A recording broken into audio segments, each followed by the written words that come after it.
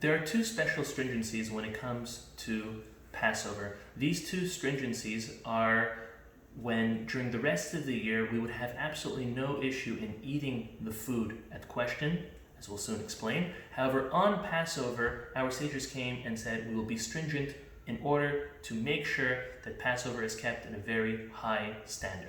Now, it's important to note that these stringencies apply specifically on Passover and not to Passover food. That means anything that was made or cooked or prepared prior to Passover will not have these stringencies. So listen to the first.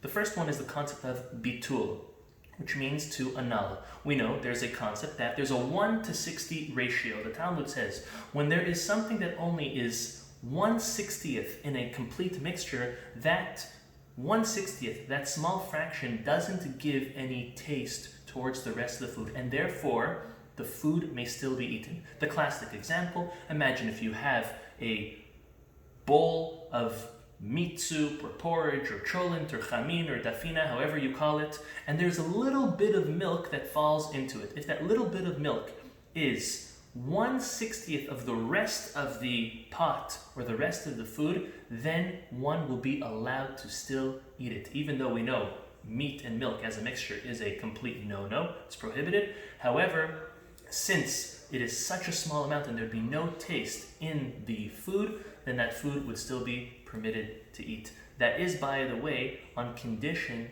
that it's not visible. So the milk had to dissolve and get mixed up. But if you still see it there, or if it's a piece of cheese and it's still visible, then it has to be taken out and then it can still be eaten as long as there is 1/60th. That whole concept of a 1:60 annulling does not apply to chametz on Passover. So pre-Passover, if a person's cooking and a little crumb falls in the grand soup, in the matzah ball soup, and it's lost, you can eat it on Passover.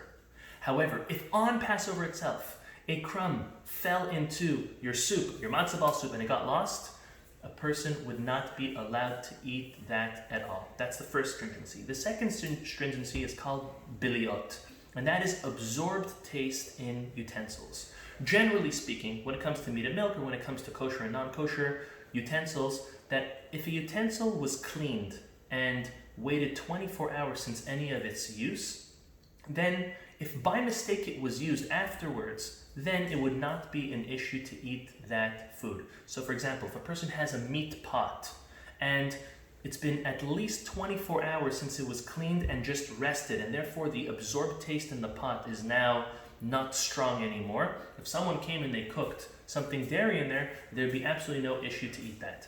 That is true for Passover, only pre-Passover, but not on Passover itself. That means a chametz, a pasta pot that a person has. If before Passover you cooked vegetables in there and that pot has not been used for at least 24 hours, you could eat those vegetables on Passover. But on Passover itself, that would not be allowed. And therefore, all of our utensils need to be kosherized if we want to use them on Passover as well. And that's what we're up to next.